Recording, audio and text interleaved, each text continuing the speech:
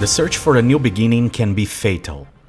Nearly 8,000 migrants were reported dead or missing worldwide in 2025.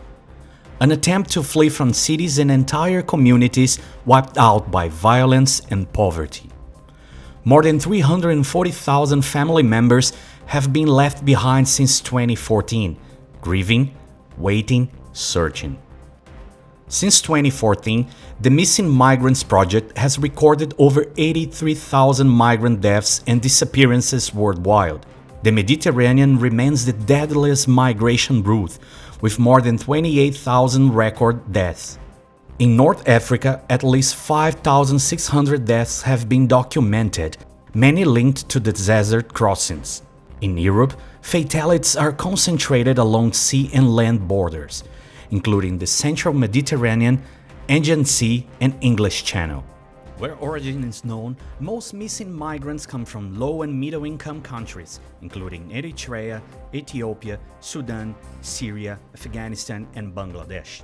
The figures for 2025 are a decrease from those of previous years. It's not that migration is becoming safer for people on irregular migration routes, but that we are less able to document their deaths and disappearances due to several factors such as, mainly the reduced capacity that we have in the international community due to the severe funding cuts that we have experienced in the past years, but also just to reduce humanitarian space in general. Armed conflicts in regions like Sudan, Gaza, Ukraine, Myanmar, and Afghanistan continue to drive large-scale displacement. People are fleeing active fighting, target violence, and the collapse of essential service. What we have seen of the routes, for example, to Europe is that the West Africa Atlantic route to the Canary Islands has been very active in the previous years.